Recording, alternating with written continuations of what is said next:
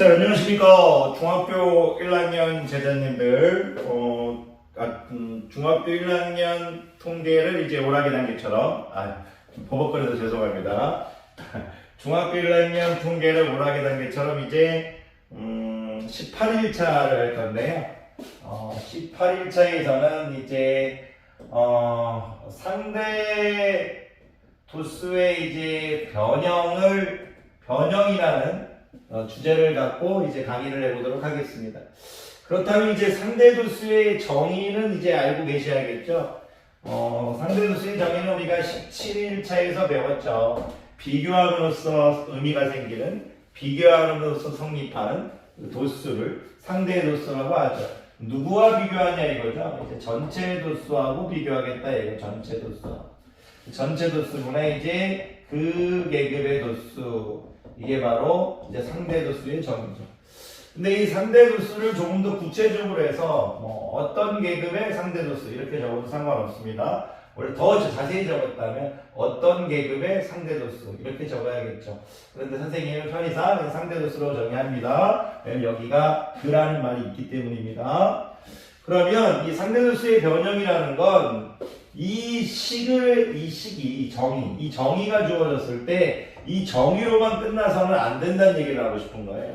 상대도수의 변형은 상대도수의 정의가 주어졌을 때 정의로만 끝나지 않고 변형까지 해야 된다는 얘기예요. 즉 이 식은 두 개의 식을 더 만들어내야 된다는 얘기예요.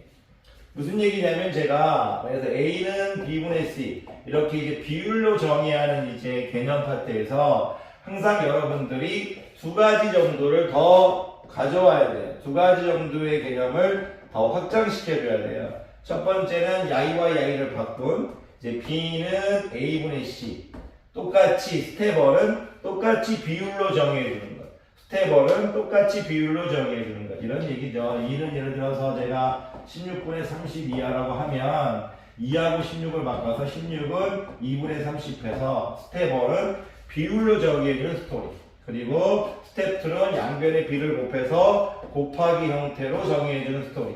그래서 A의 선생님이 C는 A분의 B 이렇게 할게요.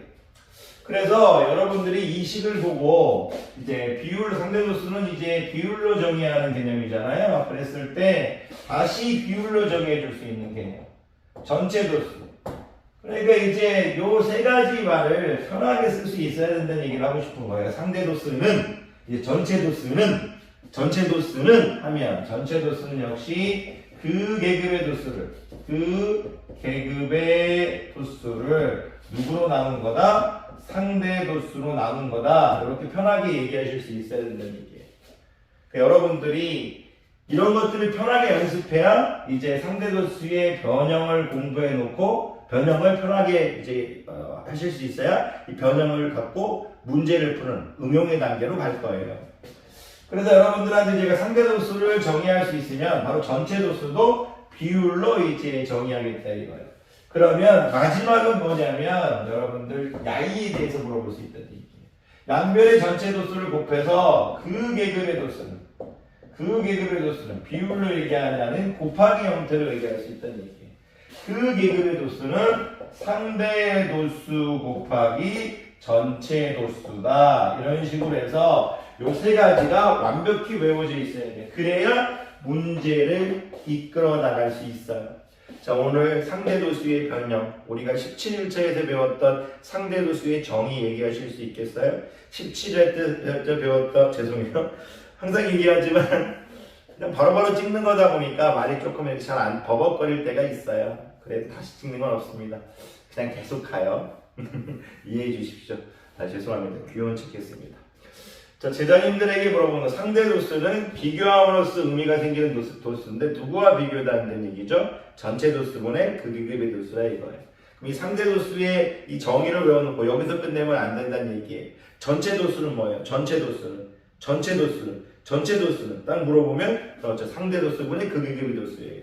그 계급의 도수는 상대도수 곱하기 전체 도수예요. 이렇게 빨리빨리 나오는 연습을 해야 돼요. 그래서 항상 제가 얘기하고 싶은 건 이제 비율로 정의하는 상대도수, 전체도수는 분자가 그 계급의 도수라는 얘기예요. 상대도수하고 전체도수는 분자가 이제 극의 도수라는 얘기예요. 극의 도수만큼은 상대 도수 곱하기 전체 도수다. 그래서 선생님이 요거 보면 예전에 조금 썰렁하게 가르쳤었는데 그놈을 상대로 이제 어떻게 되면 그놈을 상대로 전쟁을 치르겠다. 그래서 그상전 이런 식으로 하시면 돼요. 그놈을 상대로 전쟁을 치르겠다. 그놈을 상대로 전쟁을 치르겠다. 좀 썰렁하지만 아니면 어쨌든 그상전 뭐 여러분들 편하게 만드시면 돼요. 가르칠 때마다 달라요.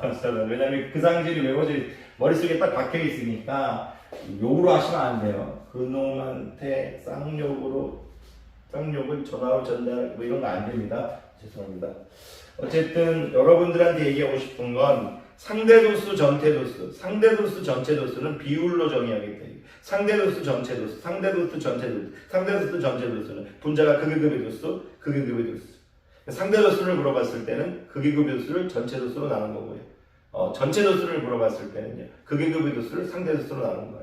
근데 마지막으로 극의 도수 이렇게 물어봤을 때는 상대도수 곱하기 전체도수다. 이렇게 얘기하시는 걸 연습해 두시면 제가 19일차에서는 상대도수의 변형을 실전에서 응용하는, 활용하는 그런 거에 대해서 얘기해 보도록 하겠습니다. 자, 강의 듣는 고생 많으셨습니다.